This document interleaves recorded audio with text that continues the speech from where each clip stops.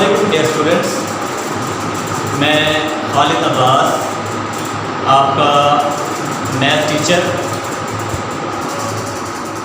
उम्मीद करता हूँ आप लोग और आपकी फैमिलीज़ अल्लाह ताला की हिफ्ज़ व ईमान में होंगी और दुआ करता हूँ कि अल्लाह ताला हम सबको अपनी हिफ्ज़ व ईमान में रखें और बहुत जल्द हमारी क्लासेस की रौनकों को आबाद फरमा दें। डियर स्टूडेंट्स, आप मैथमेटिक्स पढ़ने जा रहे हो। सबसे पहले तो आपको आपकी 9th क्लासेस में वेलकम कहते हैं और उम्मीद करते हैं कि आपका जो ये साल है बहुत अहम मोड़ आ रहा है आपकी एजुकेशनल लाइफ में। 9th क्लास में आप लोग आ गए और इंशाल्लाह आगे बढ़ेंगे।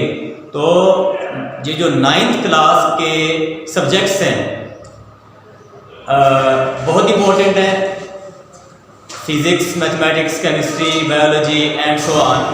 तो आप जो मैथमेटिक्स पढ़ने जा रहे हैं इसकी बेसिक नीड्स जो हैं वो क्या हैं। आप लोग पहले भी मैथ पढ़ते रहे हैं, काम करते रहे हैं, लेकिन आप अब एक नए मोड़ पे आए हो। बोर्ड के इम्तिहान होने हैं इस हवाले से। तो आप लोगों को मैथ कैसे करना है, सिर्फ टीचर्स का बोर्ड पे आपको क्वेश्चन सॉल्व कर देना और आपका उसको समझ लेना ये नाकाफ़ी है। और सिर्फ आपका जो होमवर्क्स होते हैं क्लास वर्क में से आप कुछ क्वेश्चन होमवर्क में कर लेते हैं, ये भी नाकाफ़ी है। मैथमेटिक्स जो है ये प्रैक्टिस का नाम है, मोर एंड मोर प्रैक्टिस। जितनी ज़्यादा आप प्रैक्टिस करेंगे उतनी ही ज़्यादा आपकी मैथ जो है वो डेवलप होगी। आप बेहतर से बेहतर आप मैथ में लर्न करेंगे। तो सीनियर्स मैथमेटिक्स के जो लोग हैं वो हमेशा उनके मुंह से ये हमने कहते सुना है कि मैथ जो है वो एक आर्ट है। आपने जिस तरह आर्ट में अपने हुनर का और अपने हाथ की सफाई का ख्याल रखना होता है, मैथमेटिक्स में भी आपने बेस्ट अरेंजमेंट के साथ, बेस्ट प्रेजेंटेशन के साथ उस आर्ट को अपने हाथ से बनाना है। डियर स्टूडेंट्स, अब हम बढ़ते हैं अपने टॉपिक की तरफ। 9th क्लास की मैथमेटिक्स चैप्टर नंबर 1, नाम, मैट्रिसेस एंड डिटर्मिनेंट्स। तो चूंकि इस नाम में पहला लफ्ज जो है वो मैट्रिसेस है, तो आपको मैट्रिक्स के बारे में बहुत अच्छे तरीके से पता होना चाहिए कि मैट्रिक्स क्या है, कैसे बनाया जाता है वगैरह। तो आपकी बुक की फर्स्ट डेफिनेशन भी मैट्रिक्स की ही है। क्या लिखा है इस मैट्रिक्स की डेफिनेशन में? पहला कॉन्सेप्ट तो रियल नंबर्स का। आप अपनी प्रीवियस एक्सरसाइज में क्लासेस के अंदर और इस एक्सरसाइज से पहले थ्योरी में आपको नेचुरल नंबर्स, प्राइम, इवन और दूसरे चैप्टर में भी ये रियल नंबर्स का कंसेप्ट जो है आपके माइंड में होना चाहिए। रियल नंबर्स क्या होते हैं? आपने अपनी 8th की मैथमेटिक्स में रियल नंबर्स के बारे में पढ़ा है कि real numbers are the union of rational and irrational numbers. अब रैशनल कौन से होते हैं? यानी हर नेचुरल नंबर, हर होल नंबर, हर प्राइम नंबर, इवन और इंटीजर, ये तमाम जो है ये रैशनल है। और इरेशनल नंबर कौन से होते हैं? ऐसे नंबर्स जैसे पॉजिटिव प्राइम नंबर्स हैं, अगर उन पर स्क्वायर रूट का साइन लगा दिया जाए तो वो इरेशनल बन जाते हैं। चूंकि अगर हम उनका डेसिमल में अगर आंसर लें, उनको डेसिमल फ्रैक्शन में कन्वर्ट करें तो क्या देखते हैं हम? जैसे 2 का स्क्वायर रूट है, तो 2 का स्क्वायर रूट ये एक इरेशनल नंबर है। जब आप इसको डेसिमल फ्रैक्शन में कन्वर्ट करते हैं तो इसका आंसर जो है किस तरह से आता है कि डेसिमल के बाद जो डिजिट्स हैं एक तो इनफाइनाइट आते हैं, लातादात एंड सो ऑन में आते हैं। फिर दूसरा ये कि वो नंबर जो है वो रिपीटेड ऑर्डर में भी नहीं होते, रैंडमली डिजिट्स आ रहे हैं, नंबर्स आ रहे हैं और एंड सो थी, वो इर्रेशनल होते हैं। इसी तरह से पाई की वैल्यू है, लॉगरिथम में एक बेस ई होता है, उसकी वैल्यू, ये सारे जो है ये इर्रेशनल नंबर्स है। और बाकी जो तमाम नंबर्स हैं ये इवन, ऑड, प्राइम, नेचुरल, ये सारे रैशनल हैं। तो जो रियल नंबर्स होते हैं वो रैशनल और इर्रेशनल नंबर का यूनियन होते हैं। यानी इन सिंपल वर्डिंग में हम ये कह सकते हैं कि हर पॉजिटिव नंबर, हर नेगेटिव नंबर, हर डेसिमल वाला नंबर, हर स्क्वायर रूट वाला number, P over Q form वाला नंबर, ये सारे के सारे रियल नंबर हैं। तो मैट्रिक्स की डेफिनेशन में यही कहता है कि आप रियल नंबर्स को कलेक्ट करें, चंद रियल नंबर्स लें, उनको रेक्टेंगुलर ऑर्डर में, रेक्टेंगुलर अरेंजमेंट में लेके आए और उसके बाद उनको स्क्वायर ब्रैकेट में इनक्लोज कर दें, तो आपके पास जो फॉर्मेशन बनेगी वो मैट्रिक्स कहलाएगी। अब आपने करना क्या है मैट्रिक्स में कि आपने रियल नंबर्स को कलेक्ट करना है, उनको अरेंज करना है रेक्टेंगुलर फॉर्म में और उसके बाद स्क्वायर ब्रैकेट में क्लोज कर देना है और ये मैट्रिक्स बन जाएगा। और मैट्रिक्स को हमेशा किसी कैपिटल लेटर्स का नाम भी दिया जाता है, A B C L M N X Y Z वगैरह, कैपिटल लेटर्स। तो ये तो हो जाएगा मैट्रिक्स, कोई मुश्किल चीज नहीं है। रियल नंबर्स की फॉर्मेशन है, अरेंजमेंट है और उसके बाद स्क्वायर ब्रैकेट में क्लोज कर देना है। ये जो भी फॉर्मेशन बनेगी, जो भी बनावट आएगी, जो चीज आपके पास हासिल होगी, इसको आपने मैट्रिक्स का नाम दे देना।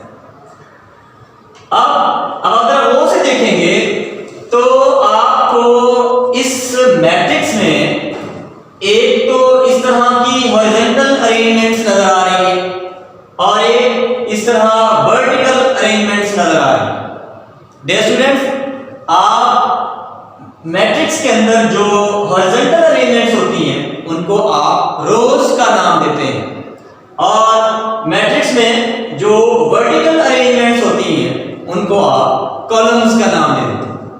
मिसाल के तौर पे ये मैट्रिक्स है ए, इसमें दो तरह की हॉरिजॉन्टल अरेंजमेंट्स हैं और तीन तरह की वर्टिकल अरेंजमेंट्स हैं।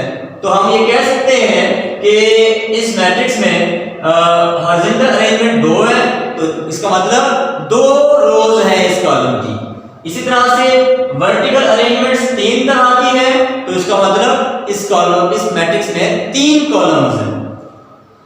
तो डेफिनेशंस आती हैं इसके मैट्रिक्स के बाद, row of a matrix, column of a matrix. तो what is row? Horizontal arrangement in a matrix is called row and vertical arrangement in a matrix is called column. उसके बाद जो नेक्स्ट डेफिनेशन है वो है order of a matrix. ये क्या चीज है? देखें, आपको पता है, आपने भी पढ़ा कि एक मैट्रिक्स का कुल असासा क्या है? रियल नंबर्स हैं और वो रोज की फॉर्म में होते हैं और कॉलम्स की फॉर्म में होते हैं। यानी रोज और कॉलम्स ही आप उनको कह सकते हैं कि मैट्रिक्स में पाए जाते हैं। तो ये जो ऑर्डर है ये भी इन्हीं रो, नंबर ऑफ रोज और नंबर ऑफ कॉलम से ही बनता होता है। और इसका जनरल फार्मूला क्या होता है? m by n, where m stands for number of rows and n stands for number of columns. m जो है वो नंबर ऑफ रोज को रिप्रेजेंट कर रहा है और n नंबर ऑफ कॉलम्स को रिप्रेजेंट कर रहा है। तो किसी भी मैट्रिक्स का ऑर्डर जो है वो कैसे बनता है? Number of rose by number of columns. Same like जैसे आप किसी कमरे का साइज बताते हैं किसी कारीगर को, उस कमरे के अंदर जो है अगर कारपेट लगवाना है तो आप उस कारीगर को उस कमरे का साइज कैसे बताते हैं? उस कमरे में दो तरह की जो है वो लेंथ होती हैं, साइज इस तरह से दिया जाता है कि आप उसको उस कमरे की लेंथ बताते हैं और उसकी विड्थ बताते हैं। यानी आप बताते हैं कारीगर का हमारा जो कमरा है वो 12 by 13 का है या 10 by 12 का है। पहले आप उस कमरे का साइज बताते हुए लेंथ बोलते हैं और बाद में उसकी विड्थ बोलते हैं। अब आप कॉल पर भी अगर कारीगर को बताएंगे कि जी हमारे कमरे का साइज 10 by 12 है, लिहाजा आपने इसको कारपेट करवाना है, तो वो उस कमरे के साइज के बराबर जो है वो कारपेट काट लाएगा और आपको लगा देगा। यानी उसमें पहले आप लेंथ बोलते हैं, फिर बाय और उसके बाद फिर वेट। तो एक मैट्रिक्स का ऑर्डर भी आप कैसे बताते हैं, पहले उसकी नंबर ऑफ रोज, फिर बाय, उसके बाद फिर number of columns. General formula जो ऑर्डर ऑफ मैट्रिक्स का है वो m/n है। मिसाल के तौर पे ये हमारे पास मैट्रिक्स है, इसमें 2 रोज है, तो यहाँ पे हमने n की जगह, इसका ऑर्डर यहाँ कोने में लिखा हुआ है, n की जगह 2 और बाय और कॉलम 3 है तो 7 में 3 लिखा हुआ है, तो जिसका ऑर्डर क्या बनेगा 2/3। तो किसी मैट्रिक्स का आप ऑर्डर इस फार्मूले को देखते हुए बताएंगे, लेकिन आपके कॉलम्स पहले और रोज बाद में नहीं आनी चाहिए। नंबर ऑफ रोज फर्स्ट और बाद में बाय के बाद नंबर ऑफ कॉलम बताने। उसके बाद आपके पास नेक्स्ट डेफिनेशन है इक्वल मैट्रिक्सेस,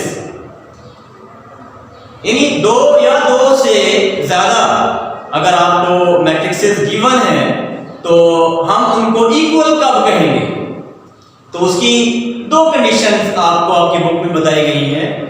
पहली कंडीशन क्या है कि 2 मैट्रिक्स हैं या 2 से ज्यादा, इतने भी हैं, उनके ऑर्डर्स सेम होने चाहिए। अगर एक मैट्रिक्स 2/2 का है तो बकिया तमाम मैट्रिक्सेस 2/2 के ही होने चाहिए। एक मैट्रिक्स 2/3 का है तो बाकी तमाम 2/3 होने चाहिए। मींस फर्स्ट कंडीशन उनके ऑर्डर सेम हो, और सेकंड कंडीशन क्या है, उनकी करस्पॉन्डिंग एंट्रीज भी सेम होनी चाहिए, इक्वल होनी चाहिए। करस्पॉन्डिंग एंट्रीज का क्या मतलब है, ये आपको A और B 2 मैट्रिक्सेस दिए हुए हैं और हमें इनके बारे में बताना है कि ये इक्वल है या कि नहीं है। तो आपने देखा A का ऑर्डर 2/2 है, B का ऑर्डर भी 2/2 है, ऑर्डर इनके सेम है। अब हमें देखना है इनकी करस्पॉन्डिंग एंट्रीज को। A मैट्रिक्स की फर्स्ट एंट्री, ये पहली रो और पहले कॉलम से इसका बिलोंग करती है, वो 1 है, तो इधर से B की उसकी करस्पॉन्डिंग एंट्री जो है वो 1 है, तो ये दोनों करस्पॉन्डिंग है, इक्वल है। इसी तरीके से इस मैट्रिक्स की सेकंड एंट्री जो कि पहली रो और दूसरे कॉलम से बिलोंग करती है वो 3 है, तो उधर से इसकी जो करस्पॉन्डिंग एंट्री B में है वो भी 2 + 1 3 बन जाएगी, तो इक्वल हुई। इसी तरह से ये वाली एंट्री -4 है, इसकी करस्पॉन्डिंग यहाँ पे -4 है, इक्वल है। यहाँ पे करस्पॉन्डिंग लास्ट एंट्री जो है वो 2 है, इसकी करस्पॉन्डिंग यहाँ पे भी 4 - 2, दिस विल बी 2। तो हमने देखा A और B मैट्रिक्स जिनके ऑर्डर सेम, पहली शर्त पूरी, करस्पॉन्डिंग एंट्रीज इनकी इक्वल है, तो दूसरी शर्त भी पूरी है। तो हम कहेंगे यहाँ पे ये दोनों मैट्रिक्स जो है A और B दे आर इक्वल। इसी तरह से इसकी हम एक्सरसाइज की तरफ जा रहे हैं। 1.1 एक्सरसाइज है, इसके क्वेश्चन नंबर 1 में कह रहे हो find the order of the following matrixes. आपको पहले बताया जा चुका है कि ऑर्डर आपने कैसे फाइंड करना है, m/n जनरल फार्मूला है, m is the number of rose, n is the number of columns. अब आपको यहाँ पे मैट्रिक्स दिया हुआ है 2 3 -5 6। अब इसका आपने ऑर्डर बताना है, ऑर्डर में तो नंबर ऑफ रोज का पता होना चाहिए, नंबर ऑफ कॉलम्स का पता होना चाहिए, फिर आप ऑर्डर बना सकते हैं। तो जो कि इस मैट्रिक्स में आपने पहले मेंशन करना है, इस मैट्रिक्स में नंबर ऑफ रोज कितनी है उनको m से डिनोट करेंगे, और वो इसमें 2 rows, number of m is number of rows is equal to m is equal to 2। इसी तरह से इस मैट्रिक्स के कॉलम्स कितने हैं, number of columns is n and it is equal to 2।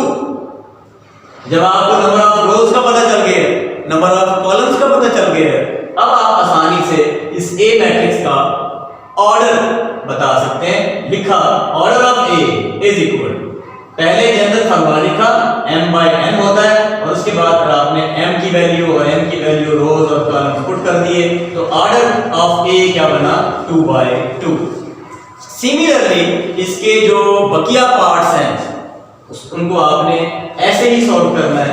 In short हमने एक मैट्रिक्स और का भी ऑर्डर बता दिया है, प्रॉपर मेथड ये है, लेकिन अब आपने E मैट्रिक्स का ऑर्डर बताना है। तो इसमें जो कि रोज 3 है, number of rows is 3 and number of column is 2, तो इसका ऑर्डर बनेगा 3/2। उसी m/n को यूज करते हुए बेसिक फार्मूले को 3/2 इसका ऑर्डर बनेगा। बकिया पार्ट्स आपने ऐसे ही करने हैं। अब क्वेश्चन नंबर 2 में कहता है आइडेंटिफाई इक्वल मैट्रिक्सेस। अब आप पहले इक्वल मैट्रिक्सेस का कंसेप्ट पढ़ चुके हैं, रिपीट कर देता हूं कि दो या दो से ज्यादा मैट्रिक्सेस इक्वल तब होते हैं जब उनके ऑर्डर सेम हो और उनकी करस्पॉन्डिंग एंट्रीज इक्वल होनी चाहिए। जैसे आपकी बुक में क्वेश्चन नंबर 2 जो है उसमें दो मैट्रिक्सेस दिए हुए हैं ए और सी, ए भी है, B B, C B, D B, E B. आपने सिर्फ वो मैट्रिक्स लिखने हैं जिनका जो कि इक्वल है।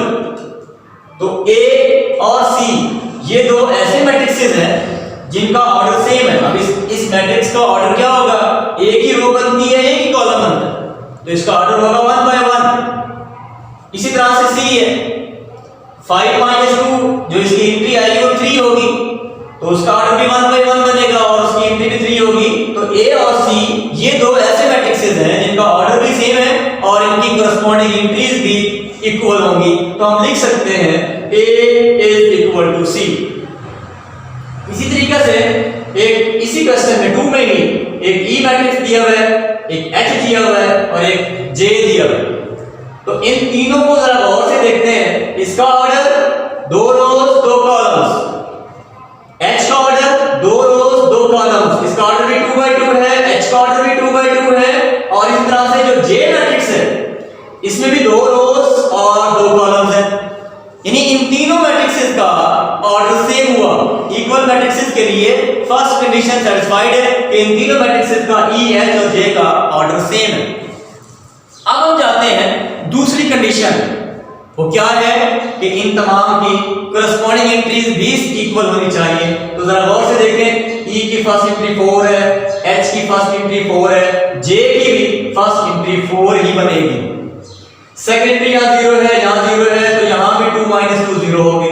6 6 और ये 2 + 4 6 हो जाएगा। और लास्ट एंट्री जो है वो 2 है, यहाँ पे भी 2 है, यहाँ पे भी 2 + 0 2 हो जाएगा। हमने देखा इनके ऑर्डर भी सेम है और इनकी करस्पॉन्डिंग एंट्रीज भी सेम है, इक्वल है। हम लिख सकते हैं E is equal to H and H is equal to J। तीनों मैट्रिक्सेस हैं वो इक्वल है। अब हम क्वेश्चन नंबर 3 की तरफ जाते हैं और क्या लिखा हुआ है, find the values of A B C and D। इस एक्सरसाइज का ये question board point of view के लिहाज से बहुत इंपॉर्टेंट है। बड़ा आसान सा सॉल्यूशन है इसका, इतना मुश्किल भी नहीं है, बहुत आसान है। यहाँ पे क्या हो रहा है, क्या कहा गया हमें, ए बी सी डी की वैल्यूज को फाइंड आउट करने का कहा गया है। जबकि हमें गिवन है एक मैट्रिक्स इक्वेशन कि एक मैट्रिक्स दूसरे मैट्रिक्स के इक्वल है, ऑलरेडी इक्वल है। तो कहता अगर ये मैट्रिक्स इसके इक्वल हो तो इसमें ए बी और सी और डी जो यूज हो रहे हैं इनकी वैल्यूज फाइंड आउट करें, ताकि अगर वो वैल्यूज यहाँ पे रिप्लेस भी करें तो फिर क्या होगा, ये दोनों मैट्रिक्सेस जो है वो इक्वल आने चाहिए, वो वैल्यूज इन दोनों इस इक्वेशन को सेटिस्फाई भी करनी चाहिए। तो हमने अपने सॉल्यूशन में क्या किया, उसने तो कहा हुआ है कि ये मैट्रिक्स इसके इक्वल है, तो हमने इक्वल लिखा इसको। जब ये दो मैट्रिक्स पहले से इक्वल है तो हम समझ गए कि इनके ऑर्डर सेम होने चाहिए और इनकी करस्पॉन्डिंग एंट्रीज भी इक्वल लिखी जाएंगी। तो फिर हमने इस मैट्रिक्स की फर्स्ट एंट्री को इसकी करस्पॉन्डिंग एंट्री 0 के इक्वल लिख दिया, a + c को पहली एंट्री को इधर पहली एंट्री के इक्वल लिख दिया और यूं ये एक इक्वेशन बन गई, इक्वेशन नंबर 1। इसी तरह से सेकंड एंट्री a + 2b को -7 के इक्वल लिख दी। ये दोनों करस्पॉन्डिंग एंट्रीज भी इक्वल लिखी गई क्योंकि पहले से मैट्रिक्स इक्वल है, इसलिए इनकी ये दो एंट्रीज भी इक्वल लिखी हैं, इन दो को इक्वल लिखा है। c-1 ये फिर अपनी करस्पॉन्डिंग एंट्री 3 के इक्वल लिखी जाएगी, लिखी हुई है। इसी तरह से 4d-6 वो 2d के इक्वल लिखी जाएगी। हमने क्या की है, यहाँ पे तमाम करस्पॉन्डिंग एंट्रीज को इक्वल लिखा है। क्योंकि मैट्रिक्स पहले से इक्वल थे लिहाजा हमने बड़ा आसान हो गया हमारे लिए इनकी करस्पॉन्डिंग एंट्रीज को इक्वल लिखना। इस तरह से ये अब हमारे पास जो मैट्रिक्स इक्वेशन थी उनमें से हमने 4 छोटी छोटी इक्वेशंस बना ली हैं और इन 4 इक्वेशंस को सॉल्व करके हमने ए बी सी डी की वैल्यूज फाइंड करनी है।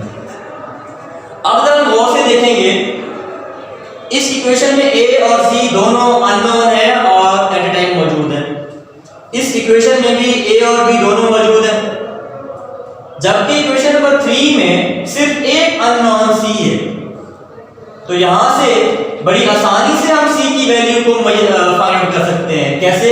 ये जो 1 है इसको राइट साइड पे ले जाएंगे, यहाँ माइनस हो रहा है उधर प्लस हो जाएगा 3 में जाके, तो c की जो वैल्यू है हमने इक्वेशन नंबर 3 से लिखा है फ्रॉम 3 c जो है वो कैसे आएगा, 1 जो है वो 3 में जाके प्लस हो जाएगा, इट विल बिकम 4।